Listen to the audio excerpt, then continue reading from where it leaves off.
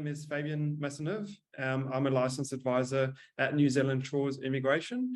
We are an immigration consultancy with offices in New Zealand and South Africa, and a team of 15 licensed advisors who have assisted over 12,000 migrants make the move to New Zealand since over a decade now, since 2009. We'll do our best to attend to your questions in the background.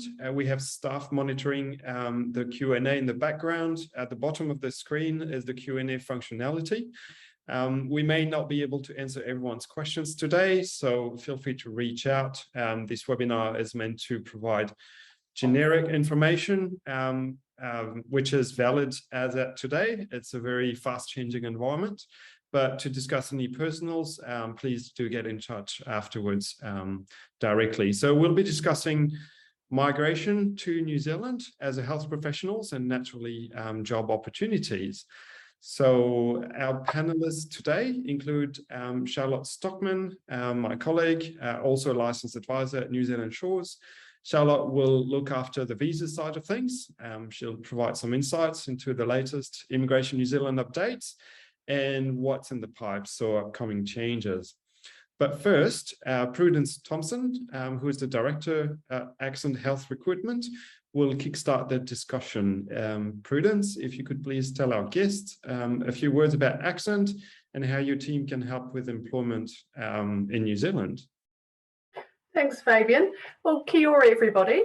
So my name is Prudence. I'm a recruiter based here in Christchurch, New Zealand, and it's our job to find you a job. Part of that is going through the registration, which I'll touch on, the reference checking and getting you recruitment ready. And we're joined by my lovely colleagues, Hannah, Hayley, Mel and Kristen. So they'll be able to answer any questions that you've got. And if there's anything that we can't answer just now, email us info@accent.net.nz and we'll be able to send through the information.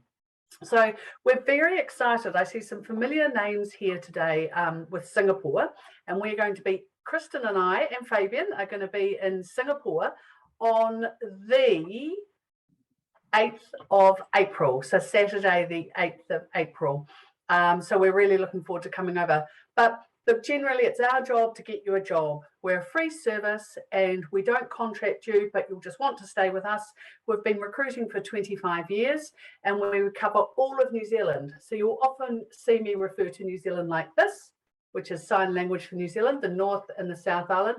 And we cover all of New Zealand, private, public, acute, elective, clinics, private hospitals, rehab, palliative care, and also emergency departments. So pretty much the whole lot, no matter what you are from a medical professional point of view, we're here to help you. Great, thank you, Prudence. So like in other countries, the health sector is a highly regulated industry. I'm guessing there are some registration requirements for most of our viewers today. Is that something that Accent can help with? Yes, absolutely. And that's probably the main crux next to immigration is the registration. So before you have a job interview, ideally, we want you to have your registration in New Zealand. So whether that's the Nurses Council, the Medical Council, the Physio Board, no matter what the registration requirement, we will be able to help you out. If we can't, we'll certainly let you know, but we're pretty good at the registration process since we've been doing it so long. So it's our job to get you a job. Before you get your interview, you really do need your registration well underway, if not complete. You'll also have to go through an external verification with EPIC or CGFNS, depending on which registration board, and we've got good links into there too. And what sort of timeframes are we looking at? I won't hold you up to it because I know it varies from one person to another, and also depending on what time of the year, but roughly at the moment? Yeah, at the moment, Fabian, the registration's taking for nurses 4 to 6 months, for doctors about 1 to 2 months, for physios again 4 to 6 months. So you really want to plan in advance. If you're not sure if you're coming in August 23 or December 23, just get registration now because it lasts forever. Okay, great. So actually using that time to work on your other documentation is probably not a bad idea. That's something that New Zealand Shores can help with. And Charlotte will discuss the visa process with us. Yeah, so hi everyone, I am Charlotte. So there has been a bit of a change to the visa process to what it was pre-COVID and even what it was during COVID. So we've seen the whole system flip on its head. So pre-COVID, we had what was called an employee or a migrant-led system. You got a job offer, applied for a visa, and all of the verification took place at that work visa stage. Now that it's turned upside down, it's now an employer-led system. So the employer has to become accredited, which basically means they have to become approved to hire you. Te Whatu Order or Health New Zealand has actually become accredited as a whole, so that covers all of the hospitals in New Zealand. Any private organisations have to do that individually. They then have to submit what's called a job check. A job check, depending on your occupation, will require either evidence of advertising, or it may just require them to upload employment agreements and job descriptions. So it's basically just a way of making sure that that employer is a good employer and that the job offer they are giving you is sound and meets all the requirements for a visa. So when you apply for a visa, a lot of that verification is taking place on the employer side, and they're literally just verifying you. So your occupational registrations, your work experience, qualifications, identity documents, character documents, health documents, all of that takes place at the visa stage. So it is a little bit different, but ultimately we're seeing it as a good thing. So yeah, and it's all going smoothly to date in most cases. So what we can take from this is prepare 6 months out. So you can talk to Accent about opportunities and work with them on the registration. And in parallel, you can work with New Zealand Shores. Work on your documentation, could be partnership evidence, any kind of documentation that's required for your visas. In the unlikely event that your employer, if private, is not accredited, it's something that us as immigration consultants can help with. But the majority of employers that we deal with nowadays are accredited and have a job check in place. What kind of job search strategies can you assist with, Prudence?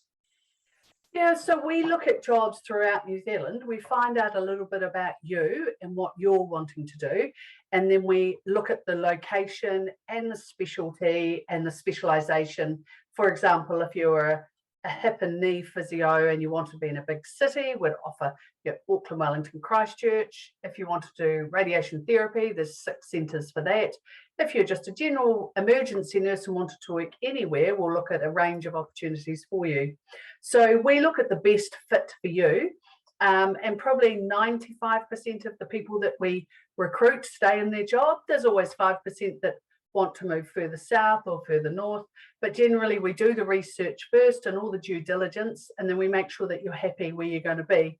And we also follow up and network you with a range of candidates with similar situations as well. So you've got a buddy when you first arrive.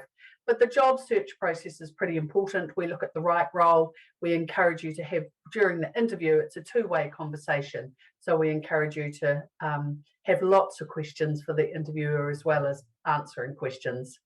Awesome. So we'll come back to that shortly, what you can expect when working in New Zealand, but let's refocus on the visa process. So most people would need, upon securing a job offer, would need some kind of work visa, right? Yeah, correct. So like I mentioned, employers have to have accreditation and job checks done. And once those two things have been approved, they're able to send you a link or a token to apply for a work visa. So once that work visa is underway, which is just the accredited employer work visa for the record, part of this new immigration system is that they've amalgamated 6 different visa types into one, which is just the accredited employer work visa. It's submitted under a system called ADEPT, which is new and released in February this year, and they are in the process of migrating all visas onto that system. But at the moment, the accredited employer work visa is submitted under that immigration online system, and then family visas, which for your partner will be an open partnership work visa, which basically allows them to work for any employer in any role for as little or as many hours per week as they wish. And then children are able to get student visas if they're 5 and older, and children under 5 are able to obtain visitor visas. Your children are able to attend school as domestic students, so they will attend school the same way that the children of a New Zealand citizen's kids do, and you're all entitled to free healthcare as well. And those visas are valid for 3 years, so they give you sufficient time to be able to apply and obtain residency. Yeah, as Charlotte mentioned, a key factor, a key benefit of these pathways is that the kids can go to school for free, essentially, to public school, and the family is also covered by public funded healthcare. But most migrants are looking at long-term settlement options. So let's have a look at what residence options are for them, Charlotte. So yeah, there's 3 different options. We've got at the top there the skilled migrant residency visa, which has been our traditional pathway to residency. Even pre-COVID, I would say 90% of our clients would have followed that pathway. But post-COVID, we've now got 2 other options under the green list. So the green list is basically immigration's way of identifying occupations which are at skill shortage. So under tier 1, which is predominantly doctors, you can apply straight to residence. And basically what that means is you could apply for and obtain residence before even leaving your home country. Processing roughly in anywhere between sort of 2 to 6 weeks. 6 would really be kind of an anomaly. We're kind of seeing much more closer to that 2 to 4 at the moment. And that is actually faster than a work visa. So work visas we're seeing process in about 4 to 6 weeks. Sometimes they do go a bit longer. So if you're eligible under that straight to residency pathway, it's actually probably more beneficial for you to apply outright for that. Just because it's going to save you time, and 2, it's going to save you money. There's also tier 2, which that pathway to residency is called a work to residency pathway. It requires anyone on that list to have worked in New Zealand for up to 2 years. For 2 years, not up to 2 years. For 2 years before you're able to apply. It's not doctors, it's nurses, midwives, occupational therapists, some medical techs. But the downside is you do have to be here for 2 years before you can apply. The majority of people under the skilled migrant category would also be eligible under that tier 2. So it's probably best that you weigh up your options, find out what's going to be the fastest and easiest pathway. And if it means, you can apply under the skilled migrant category well within that 2-year period, I'd recommend doing that rather than waiting the 2 years. And that's why we recommend that you have an initial chat with us so we can map out your migration, have another chat with Accent on the side so they can determine your best options in terms of job prospects, and then we can identify which are the quickest pathways to settling in New Zealand permanently. If we look at the point system, the skilled migrant category more specifically, which Charlotte mentioned, has traditionally been the golden pathway to residence in New Zealand via employment. Just a few words about this one. It is a 2-step process. You first submit an expression of interest, which is a large online form where you essentially detail how you can claim points through your age, your qualifications, work experience, your job in New Zealand, wherever that might be, and there are ways to get some bonus points as well. The current points tally is set at 180. This has changed in the past, but not too frequently. It's currently 180. The next selection is mid-January, and we're looking at a monthly selection after that through the rest of 23. Well, the first half anyway. Once you have been selected, you get invited to apply for residence and have 4 months to submit all the evidence supporting your claims in terms of claiming points. Some occupations mandate essentially warrant priority processing, which means your application will not sit in the queue like everyone else. You'll be picked out of the top of the pile and processed rather immediately. These criteria for priority processing include occupational registration, so most of our viewers today in the health sector, but also what is deemed high income, which is twice the median wage in New Zealand, so roughly $120,000 New Zealand dollars gross salary per annum. I said monthly selection through to mid-2023 because some changes are in the pipes, so to speak. Immigration New Zealand is looking to simplify the point system in favour of a strict 6-point system for the skilled migrant category, and clearly the emphasis would be placed on high income, occupational registration, or high qualification, so bachelor and above. These changes, nothing's set in stone, nothing's documented. It's still at the consultation stage. It is a bit worrisome for some migrants, but I would say for health professionals, it might actually be even more positive than the current situation is, because most health professionals would be highly qualified anyway.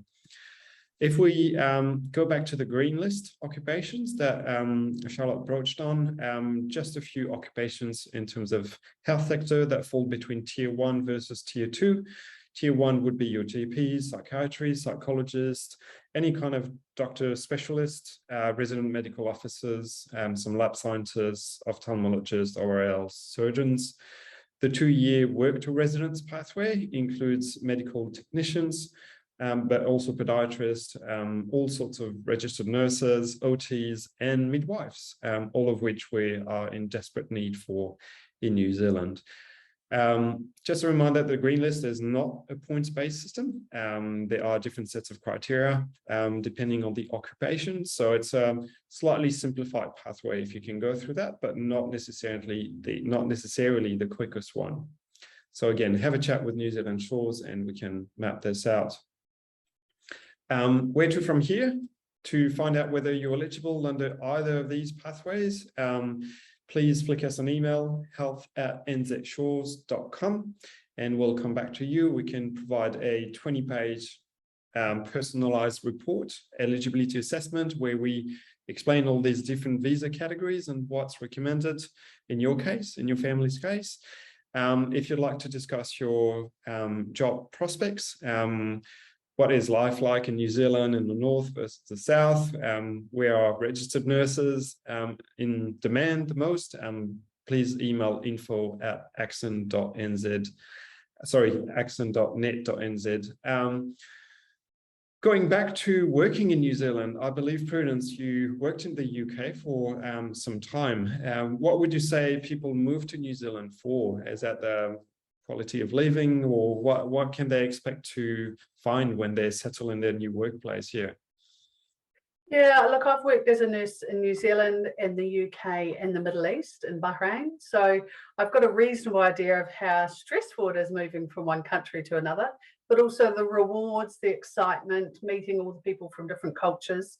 A lot of people come to New Zealand for the lifestyle and to be able to work hard and play hard. So you work, I mean, there's still the same pressures at work, there's still the same patients, same procedures, different medications, different techniques, and slightly different equipment. But working in New Zealand is a lot more family friendly, we've found, and also the hours are more relatable to school hours for a lot of people. Also, we have a shutdown over Christmas, because Christmas is our summer holiday period. So if you're lucky enough to get a job in a private hospital, you'll get at least 2 weeks off, which is pretty great. And also there's a lot of downtime around Easter too, which is really good. So Hayley is also a registered nurse, and she's worked in mental health and practice nursing. I worked in medical and palliative care here in New Zealand and also in the UK. So we've got a pretty good idea, and we're pretty well placed, and we really, really understand a nurse's CV. There's probably half a dozen medical recruitment agencies in New Zealand, but we've been around the longest, and we're the largest, most specialised health recruitment company, and we only bring people into New Zealand. So New Zealand, again, is my favourite country in the world, having lived around different countries, and you know, it's a pretty special place to be, and they say it is about the people. So yeah, really love recruiting for New Zealand. It is. New Zealand's very much about the people. How does working with Accent, how does that work? Do people pay you a fee? How do you prepare people for interviews? Yeah, so it's a free service that we offer, and you're not contracted to us, but we just have a handshake agreement that you'll just use one agency, because if you use more than one, it'll dilute your application considerably. So we have an initial chat with you, we get your CV up to scratch, we get your references, send you information of registration, and get your recruitment ready. So once your recruitment ready, that means we've got CVs, registration underway or complete, and your CV is in a New Zealand format. We'll send that through to a prospective employer, and then we'll take you through and do some interview practice. So we'll do practice with you, sorts of questions that you'll be asked when getting an interview for New Zealand. Great. And how does working with New Zealand Shores work, Charlotte? Is there any costs associated? Are you bounced around consultants, or how does primarily the documentation stage work? Yeah, so unfortunately the hospital doesn't pay us to help you.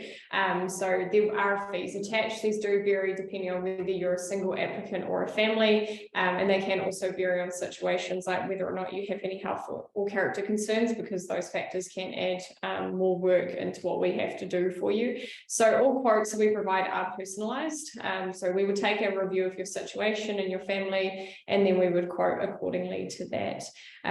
You get one dedicated advisor, and that person will look after you right from start to finish, regardless of how long that process takes.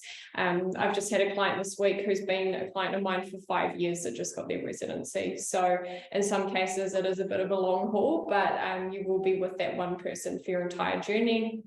And you'll work with them across, getting document ready, and then they will prepare your applications, submit them for you, do all their liaising with Immigration New Zealand, and they will be your one point of contact. So you will deal directly with your advisor rather than actually one of our admin staff. And what would you say, because you've been around for quite some time in this industry too, Charlotte, what would you say are the key challenges for people undertaking the move? Is that the documentation? Is that the waiting time for visas? Yeah, I think especially a lot of healthcare professionals, the case can be the registration. So for some people that can take quite some time. But once you've got over that hurdle, the next thing, depending on which country you're from, it can be police certificates. So we've got clients who've lived in some pretty unique places in the world, which sometimes presents challenges with things like, those police certificate documents. But you'll find it'll be a lot of excitement. You'll get your job offer, and then it will almost sometimes feel like a bit of an anticlimax, because processing time, especially on those work visas, is pretty changeable. So it can be 2 weeks, it could be 6, it could be slightly longer. And it's hard to pinpoint exactly what that's going to look like for each person. So I'd say that's, for our process, that's the biggest frustration that people face. And then, of course, you've got to move country and settle into a whole new place, which can be your next challenge after those visas have been approved. And what about you guys at Accent? Because you do a follow-up with your candidates after they settle in the workplace. What's the feedback from the candidates? Any major challenges in settling in the workplace in New Zealand? Yeah, look, when you settle into your workplace in New Zealand, it does take some time. And there is an inevitable culture shock that people face. There's the slight language barrier. There's the accent, which is why we called Accent. And there's the colloquialisms that you'll hear. For example, a patient say, I've got a sore guts, I'm going to spew, I've had too much kai in my puku, which is, I've got a sore stomach, I'm going to vomit, I've had too much food in my stomach. So just little things, but of course, when you're with the patient, you're able to work it out pretty quickly. But yeah, there's a lot of colloquialisms and a lot of challenges just getting to know people. So, starting a new job, moving house, moving country, there's a lot of top 10 stresses that you're ticking off at once. So we like you to go easy on yourselves. We're always here 7 days a week, and we'll also reach out to candidates and network them with other people who have arrived recently, so they'll know a good curry shop or a good car sales yard, or a good place to set up and get furniture. So they're always really helpful. Thanks, Prudence. So we've done a few of these webinars over the years, and every time we've got a new visa category or changes in terms of what's in hot demand on the job market. Would you say that COVID has kind of shifted the demand for health professionals or increased the number of jobs available? What's your experience there?